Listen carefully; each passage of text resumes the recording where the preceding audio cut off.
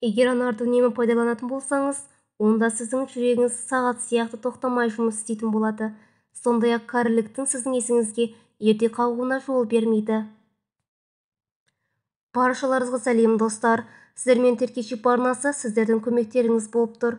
Мен өзіме осы айдың соңына дейін 1000 подписчикке жеткізуге мақсат қойып едім.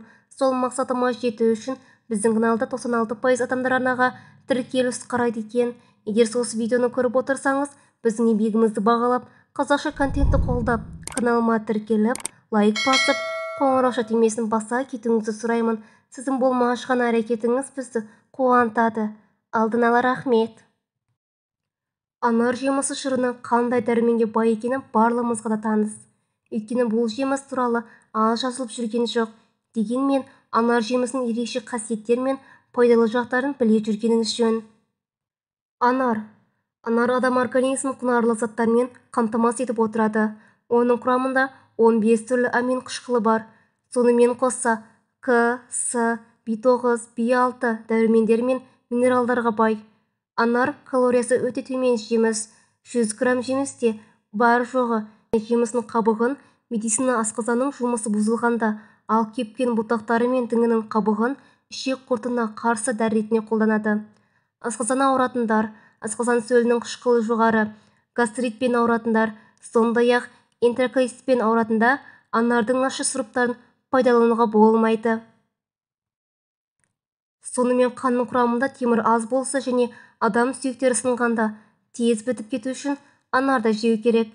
Анар шырының тағы да бір ерекше қасиеті, ол радиация әсеріне шалдыққандарға көмектеседі. Иммунитеттің жағдайын жақсартады. Нәтижесінде ағза тұмау сияқты ауруларға шалдықпайды. Жөтел кезінде тіпті анар шырынымен тамақ шаюға да кеңес беріледі. Анар құрамында калийдің мөлшері өте көп болғандықтан, ол қан қысымын төмендету үшін өте тиімді болып табылады. Анардың құрамында қабынуға қарсы тұратын зат бар, және ол буын ауруларына шалдыққан адамдардың шеміршектері ыдырауының алдын алуда маңызды рөл атқарады. Анар шырыны сондай-ақ адамды буын қабынуына шалдықтыратын ферменттердің артуына кедергі жасайды және шеміршектердің бұзылуын алдын алады. Анар құрамында өте көп мөлшерде эстроген элементі бар. Бұл элемент әйел адамдардың сүйектерінің қаусап кетуінің алдын алады. Анар ағашы, жұмақ ағашы. Ибн Аббастың жеткізуінше, біздің пайғамбарымыз, оған Алланың сәлемі мен игілігі болсын, анар дәндерін біртіндеп жейтін. Біздің оған неге олай жасайсыз дегенімізде, жер бетінде бойында бір дәні жаннаттан болмаған бірде-бір анар ағаш жоқ.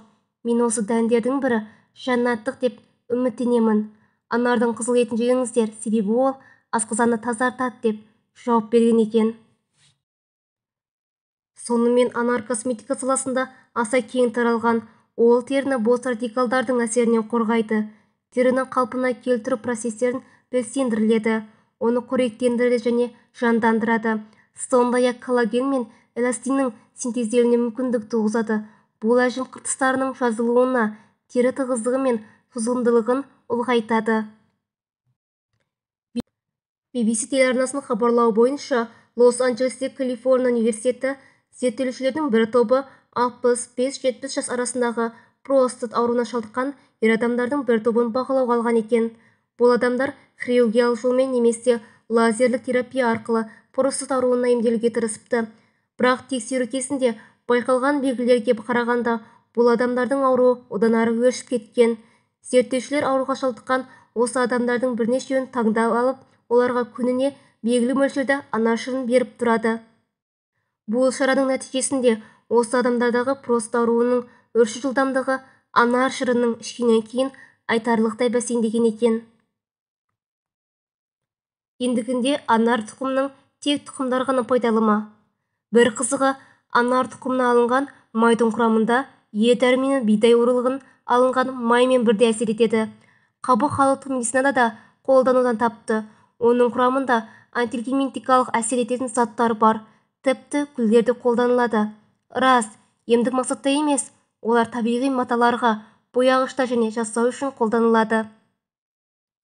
Анар шырын қалай таңдауға болады? Бүгінде осы тәтті және қышқыл жемістерден жасалған сусынды көптеген дүкендердің сөрелерінен табуға болады. Көріп отырғаныңыздай, анар шырыны шынымен де кең профильді пайдалы қасиеттерге ие. Бірақ барлық сусындар бірдей тиімді ме?